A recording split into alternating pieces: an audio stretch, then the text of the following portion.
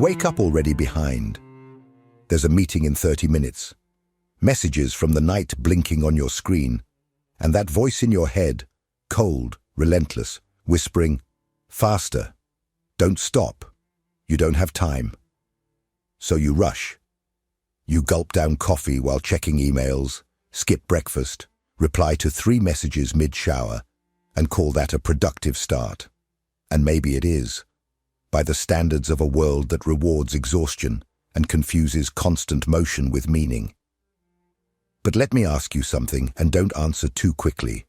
Are you actually living, or are you just accelerating toward your own collapse? You think you're winning.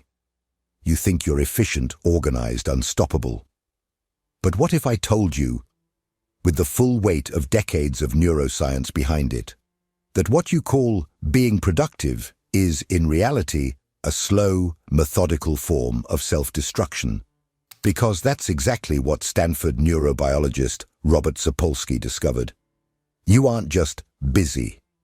You are keeping your nervous system in a state of emergency designed for war.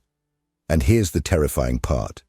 Your body can't tell the difference between being chased by a lion and checking emails while eating lunch with one eye on the clock. To your brain, they are the same. Your heart races, cortisol surges, your immune system gets shut down, digestion stops, memory formation weakens, sleep gets sabotaged, emotional regulation disintegrates. You don't feel it at first, maybe a little irritability, insomnia, brain fog. But make no mistake, you are breaking from the inside out. And the worst part, you believe it's normal. You believe stress is just part of adult life, that sleep can be sacrificed, that slowing down is laziness, that always being reachable is a strength. But it's not. It's a trap, and you're deep in it. You have been conditioned to think that collapsing into bed at night, completely drained and anxious about tomorrow, is just how life is. You believe the body is meant to operate like a machine. Input, output, repeat. But biology says otherwise. Biology is screaming otherwise. Because you're not a machine. You're a human animal. And like every animal, your system was built for short bursts of emergency, not years of simulated panic. Sapolsky observed this through decades of research. When a zebra runs from a lion, its body unleashes a torrent of stress hormones. But once it escapes, it goes back to grazing. The danger ends and the system shuts down. You never escape. You wake up already running. And the lion isn't real. It's your inbox, your calendar, your guilt. So here's the truth. Living fast is not living fully. It's not high performance. It's low survival stretched over decades. Your body was not built for this, and if you don't interrupt the cycle, it will interrupt you in the form of burnout, illness, breakdown, or worse. This video is not just a warning. It's a mirror, held up to your habits, your beliefs, and the quiet devastation you've been calling success. So don't look away. Because the question isn't if this lifestyle will destroy you. The question is, how long until it does? You may think your body is used to it. The deadlines, the pressure, the racing heart. You believe you've adapted. But adaptation is not the same as resilience. What you're experiencing isn't adaptation. It's erosion. And the damage is already underway, hidden beneath the illusion of functionality. Let's break this down with brutal clarity. Every time you rush, multitask, or check a notification, your brain signals danger, not metaphorically, but chemically. The hypothalamus activates your sympathetic nervous system, unleashing adrenaline and cortisol. Your blood pressure spikes, your heart rate increases, your muscles tense, ready to flee. Digestion shuts down, immune function is suppressed, and your brain shifts into survival mode. This is called the fight or flight response, and it's a biological masterpiece, evolved to save your life in moments of mortal danger. If a predator was chasing you, this surge would be a miracle. But here's the catastrophic twist.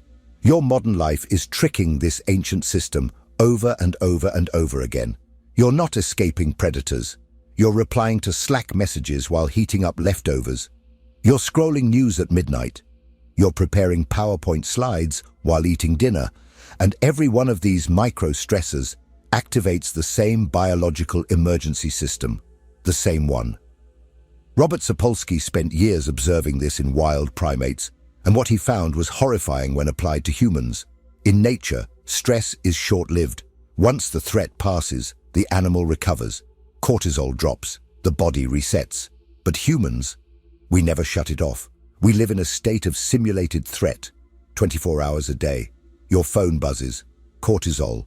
Your boss sends a vague email, cortisol. You're late to a meeting, cortisol. You're trying to relax, but thinking about tomorrow, cortisol. This hormone, meant to save your life in a 15-minute crisis, is now dripping into your bloodstream for decades. And here's what that does to you. It shrinks your hippocampus, the part of your brain responsible for memory and learning. It weakens your immune defenses, making you more vulnerable to viruses, inflammation, and even cancer. It accelerates the aging of your cells by damaging your telomeres, the biological markers of longevity. It thickens your arteries, raises your risk of heart disease by up to 40%, and wrecks your ability to regulate emotions or experience joy. Let me say that again. Your daily normal is a biological emergency. You are asking your body to survive a war it was never meant to fight, and it's losing. Quietly, slowly, systematically. The worst part? You don't feel the full cost right away. The damage is delayed, and that makes it even more dangerous. It shows up in your 40s as burnout, in your 50s as hypertension, in your 60s as cognitive decline.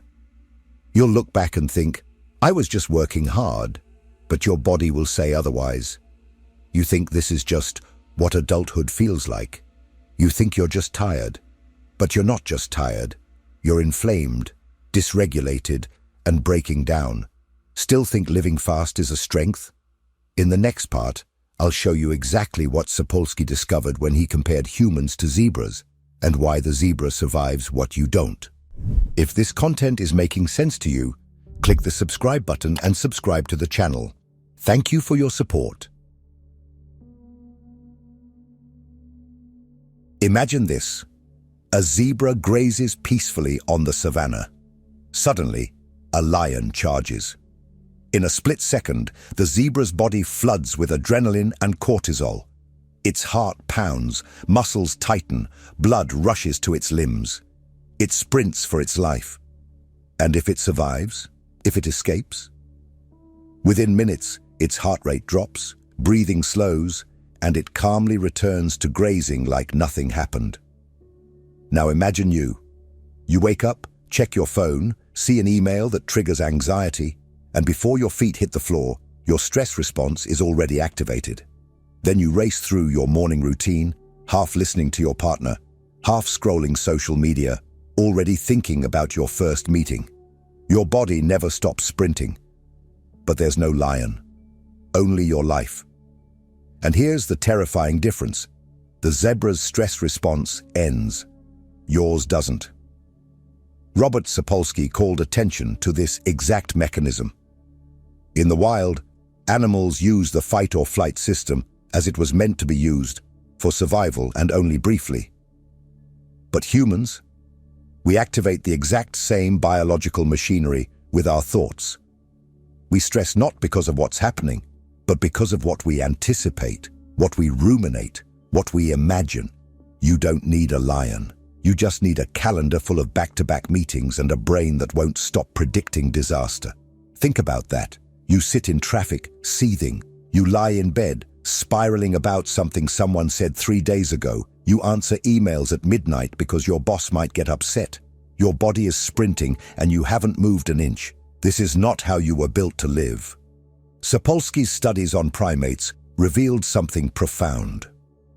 The animals that suffered the most from stress weren't those experiencing physical threats. They were the ones trapped in social hierarchies with no control and constant low-level tension. Sound familiar? Your job, your bills, your social expectations, your comparison addiction on social media. It's not a lion chasing you. It's worse. It's 1,000 paper cuts every single day with no end in sight. And the worst part?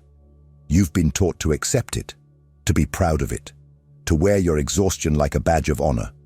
But the zebra doesn't do that. It doesn't rehearse the lion's attack after it's over. It doesn't wonder if it ran fast enough. It doesn't drink 5 espressos to stay alert. The zebra's genius is simple. It knows when to stop running. You don't. And until you remember how to stop, your system will continue to operate as if the lion is still behind you, all day, every day, for years. That's not resilience. That's collapse in slow motion. So the question becomes, what happens to a mind that never returns to calm? What does it cost you, emotionally, spiritually, neurologically, to stay stuck in a body that only knows how to run? In the next part, we're going deeper into exactly that, into what you're sacrificing every day by staying in motion, presence, connection, peace, and the very meaning of your life. You don't notice it at first. The disconnection creeps in subtly, like a slow leak in the foundation of your mind. One moment, you're just a little behind schedule. The next, you're eating lunch without tasting it, speaking without listening, living without feeling. And soon, you're no longer participating in life, you're just managing it. Let me ask you something real. When was the last time you were fully present in a moment without thinking about the next? When was the last time you ate a meal without checking a screen, walked without calculating how productive the walk was, or spoke to someone without mentally rehearsing your reply while they were still talking? You see, the constant speed, the rush, the multitasking, the optimization obsession, it doesn't just exhaust your body, it severs your relationship with reality. You stop experiencing life as it is and start treating it like a series of tasks to survive. Life becomes a checklist. You become a machine, efficient, yes, but also numb. And here's the tragic irony. The more you chase time, the more it escapes you. Modern culture has glamorized the grind. Rise and grind. Sleep is for the weak. We celebrate overwork, idolize multitasking, and praise those who are always on. But no one tells you what it costs to live this way. Not just in physical health, but in depth. Because when you live fast, you live shallow. You don't really hear your child's laugh because your mind is on an email. You don't really feel the sun on your skin because you're scrolling TikTok during your walk. You don't really connect with people because your brain is split between presence and the next appointment. And slowly, you lose the ability to just be, to sit in silence, to rest in the moment, to feel anything that isn't utility. And this isn't just a spiritual loss, it's neurological. Sapolsky's research showed that high levels of chronic stress actually shrink the prefrontal cortex, the part of your brain responsible for focus, empathy, decision-making, and long-term vision. In other words, speed is not only ruining your experience of life, it's sabotaging the very tools you need to live it well. But it gets even darker, because when you're disconnected for too long, you start mistaking numbness for peace. You think you're calm when you're actually dissociated. You think you're handling it when you're just suppressing. You stop questioning the madness because everyone around you is drowning too, and it feels normal. But normal is not the same as healthy, and familiar is not the same as right. You were not born to live like this. You weren't designed to run on notifications and adrenaline. You were meant to feel, to connect, to rest, to wonder, to savor. And somewhere deep inside, you still know that. But here's the good news. The disconnection isn't final. Your nervous system can still remember how to slow down. Your mind can still remember how to return. But it won't happen by accident. It will require a decision. So in the next part, we're going to expose the biggest myth of modern life, the lie that says living fast means living more. Because it doesn't. In fact, it means the exact opposite, and Sapolsky's science will show you why. From the moment you stepped into adulthood, you were handed a script. Be productive. Hustle harder. Move fast. Get more. Do more. Be more. And somewhere along the way, you equated this speed with intensity, as if living fast was the same thing as living fully, as if the more you crammed into a day, the more alive you were. But that's not intensity. That's overstimulation masquerading as meaning. Let's get one thing clear. There's a massive difference between living deeply and living frenetically. One nourishes you, the other depletes you. And yet, you've been conditioned to believe that slowing down is failure, that rest is laziness, that silence is emptiness. So you keep pushing until your body begins to break down and your mind starts to rot from the inside out. Sapolsky's research makes the cost of this delusion undeniable. He found that chronic stress, the kind you live with daily, increases the risk of cardiovascular disease by up to 40%. It accelerates cellular aging, damages your hippocampus, the brain's memory center, and weakens your immune system, leaving you more vulnerable to everything from colds to cancer. It throws your emotional regulation into chaos, which is why you snap at loved ones for no reason, why you cry over nothing, why you feel numb one minute and flooded the next. And yet, you call this being driven. You call this success. You've been sold a fantasy where squeezing more into every minute somehow equates to a meaningful life. But the reality?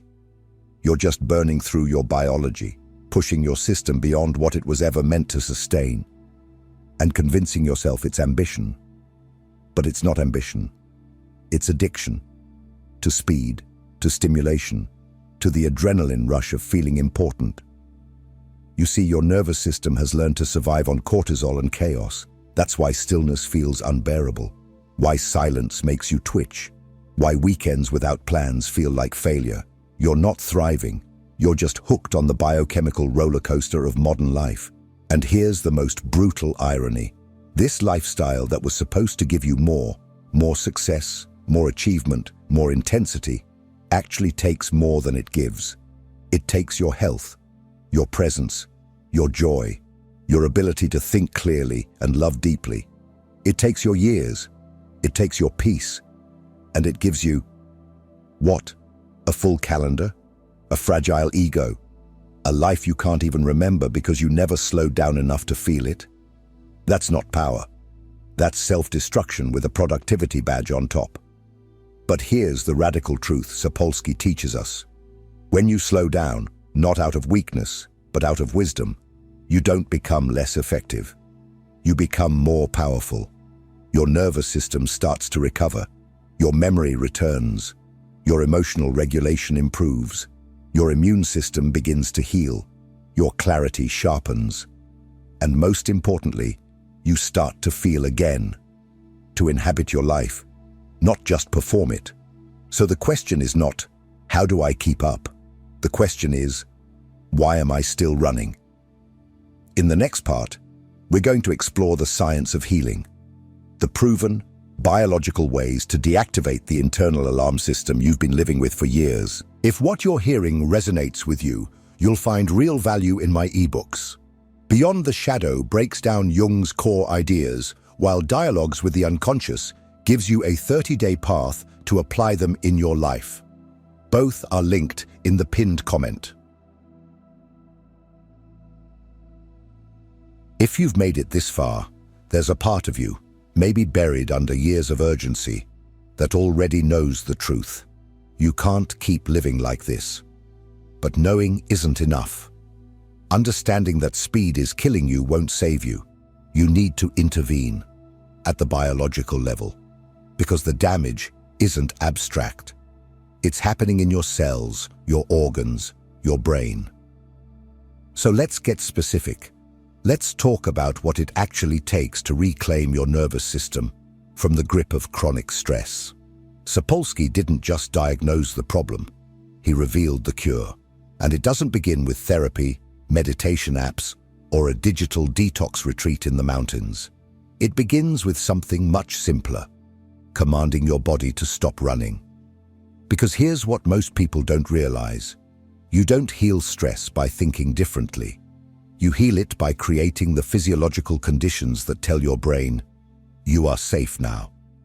That means activating the parasympathetic nervous system, the one designed for rest, digestion, and repair, the one that's been silenced for years in favor of the fight-or-flight response. Let's start with the breath. Deep, diaphragmatic breathing, slow and deliberate, is not spiritual fluff. It's neurological reprogramming. When you breathe at 6 breaths per minute, you stimulate the vagus nerve, which is directly responsible for shifting your system out of emergency mode. Just 5 minutes of this, 3 times a day, can lower cortisol, reduce heart rate variability, and begin resetting your entire internal rhythm. That's not theory, that's neuroscience. Then there are the islands of calm, short intentional breaks in the day where you stop running, a 30-minute meal without screens or rush, a walk with no destination, 10 minutes sitting outside, doing nothing, on purpose. These aren't luxuries. They're micro-resets, deliberate signals to your brain that it's time to deactivate the alarm system. And here's something you need to hear. Multitasking is a lie. Your brain isn't doing multiple things at once. It's switching rapidly between tasks, hemorrhaging energy with every jump, releasing microbursts of stress hormones each time your focus fractures. When you monotask, when you give one thing your full attention, your brain consumes less energy, makes fewer mistakes, and experiences significantly less stress. This isn't about efficiency. It's about survival. Sapolsky also showed how technology is a hidden enemy in this equation. Constant notifications, each one is a spike of cortisol. Compulsive email checking, that's a stress loop. Your nervous system was never meant to be on call 24/7. Turn the notifications off. Check your inbox twice a day, not 50 times. Reclaim your attention, or it will destroy your peace. And then there's sleep, the great healer. You think you're fine on 5 hours, but you're not. Chronic sleep deprivation amplifies your stress response, weakens memory consolidation, and slows cellular repair. 7 to 9 hours isn't a suggestion, it's a biological minimum. If you don't prioritize sleep, you are choosing degeneration, plain and simple. Even exercise, if misused, becomes part of the problem. You were told that extreme workouts are the path to health. But Sapolsky's research is clear. Moderate, consistent movement lowers baseline cortisol. Brutal HIIT sessions and marathon runs, when stacked on an already stressed system, add more fire to the nervous breakdown. Want to heal? Walk, swim, stretch, move gently and daily. And perhaps most importantly, connect. Connection is not a feel-good side dish, it's survival. In Sapolsky's work with primates, the ones with the strongest social bonds lived longer, had lower cortisol, and were more resilient to stress. A 30-minute conversation with someone who actually sees you, not small talk, but real talk, lowers stress hormones more effectively than almost anything else. You don't need more followers. You need one person you can be real with. But here's the catch. All of this, every technique, every biological reset, means nothing if you don't give yourself permission to slow down. That's the hardest part. You've been conditioned to feel guilty for resting, to believe you have to earn peace. But peace is not a reward, it's a biological requirement. So the question becomes, can you allow yourself to stop? Because if you can, even for a moment, something begins to shift. The panic softens, the noise quiets, and your system, abused for years, begins to remember how to heal. Let's get brutally honest. If you've watched this far, it means some part of you already knows. This lifestyle, this constant motion, this refusal to rest, it's not sustainable. And maybe you've been telling yourself the same story for years. It's just a busy season. I'll slow down soon. I just need to get through this week, this quarter, this year. But the truth, that season never ends. And soon never comes. Because the moment you build your identity around urgency, around being the one who never stops, who always delivers, who always responds. You become trapped in your own momentum. You can't slow down, not because the world won't let you, but because you don't know who you are without the speed. And that is the final cost. Not just your health, not just your memory, your relationships, your sanity, but yourself. You become a ghost in your own life, performing roles, completing tasks, checking boxes, but no longer inhabiting anything. You smile, but it doesn't reach your eyes. You succeed, but feel hollow. You're surrounded by people, but feel alone. You go on vacations, but can't relax. You accomplish more and more, but feel less and less. This is not life. This is what happens when you confuse activity with meaning, when you believe that slowing down is weakness and stopping is failure. But here's the truth. You are not meant to live this way. Your body, your brain, your soul, they were built for rhythm, for cycles of effort and recovery, for sprints followed by stillness. You were designed for presence, not productivity, for connection, not performance, for being, not just doing. And healing doesn't start when the world changes. It starts when you choose differently, when you say no to another pointless obligation, when you turn off your notifications and go outside, when you eat a meal slowly, when you go to bed without guilt, when you realize that your worth is not defined by your output. Robert Sapolsky didn't write about stress to scare you.